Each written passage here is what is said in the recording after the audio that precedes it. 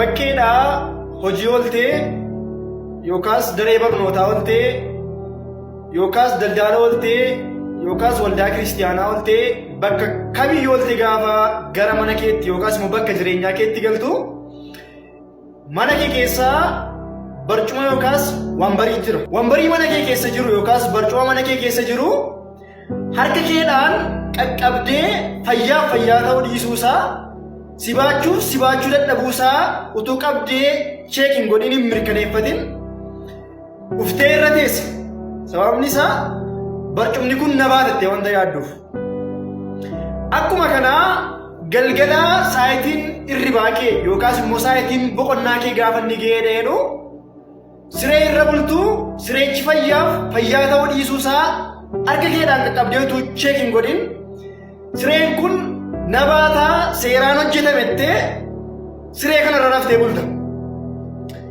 Namoonni kondominiyeemii gurguddaa yookaas immoo appaartaamaa gurguddaatti galtan immoo fooqii +1, +2, +3, +4, +5, +6, 7, 8, 10tti namoonni galtan immoo injiinera biyuldingii sana ijaaretti amantanii seeraan ijaareera, filuurii isaa seeraan tolcheera, konkiriitii gaarii naqeera, dhagaa bareedaan ijaarameera jettanii amantanii fooqiin kun na baataa keessa jiraachuudhaaf irra jiraachuudhaaf naan hin jigu socho'ii lafaa ta'e naan hin galagaggalu jennee fooqii kanarra sodaa tokkoof yaaddoo tokko malee jiraanna.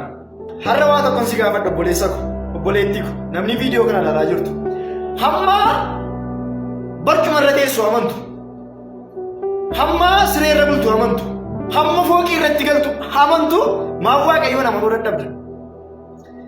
Maaf gooftaa kee amanachuu sodaatte?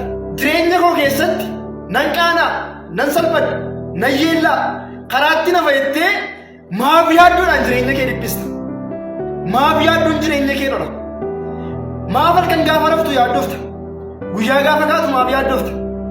Barnoota kee maaf yaaddofta? Tajaajila kee maaf yaaddofta? Bizineesii hojjettuuf maaf yaaddofta?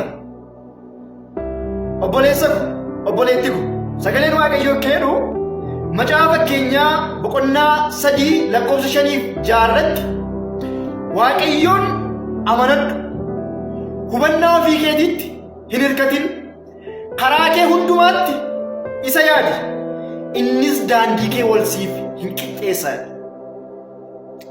Barumsa keef, tajaajila keef, bizineesii keef, gaa'ila keef, maatii keef, ijoollee keef wanta si ilaallatu hundumaaf waaqayyoon amanadhu. Tasuma hubannaa ofii keetiitti hin hirkatin. Waaqayyo daandii kee wal siif hin qixxeessa. Wanta wal cacaala fakkaatu waaqayyo wal siif hin qixxeessa. Wanta gaaffii sitti ta'eef waaqayyo deebii qaba. Wanta eebboo sitti ta'eef waaqayyo furmaata qaba. Namni nama amanatee qaana'uu danda'a. Nama amanatee yeella'uu danda'a. Obboleessa kee amanattee qaana'uu dandeessa. Obboleettii kee amanattee sana qaana'uu dandeessa. Abbaa kee amanattee qaana'uu dandeessa. Haadha keessa amanattee qaana'uu dandeessa. Garuu namni waaqayyoon garaa isaa guutuu amanatu yoomiyyuu hin qaana'u. Garaa kee guutuu waaqayyoon amanattee naan hin salphattu. Garaa kee guutuu waaqayyoon amanattee naan hin yeellatu. Kanaaf obboleessa ko, obboleettii ko, guyyaa irraa dhaamsinsiif qabu hubannaa ofii keetiitti hin hirkatin. Garaa kee guutuu, jireenya kee guutuu, laphee kee guutuu waaqayyoon amanadhu. Karaa kee hundumaatti si yaadi. Waaqayyo daandii kee hundumaa wal siif hin qixxeessa. Waaqayyo keenya Waaqa amanamuudha. Waaqa amanatanii qaana'an miti. Waaqa amanatanii yeellaan miti.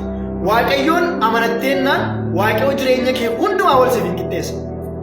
Viidiyoon kun nama baay'ee bira akka ga'uuf koppii liinkii godhaa, sheer godhaa, riipoostis godhaa. Yaadni Kiristoos isiniif baay'atu. Ana obboleessa keessan mishineer amantiidha. Shaaloom, shaaloom, yeroo eebbifamaa qabaadha.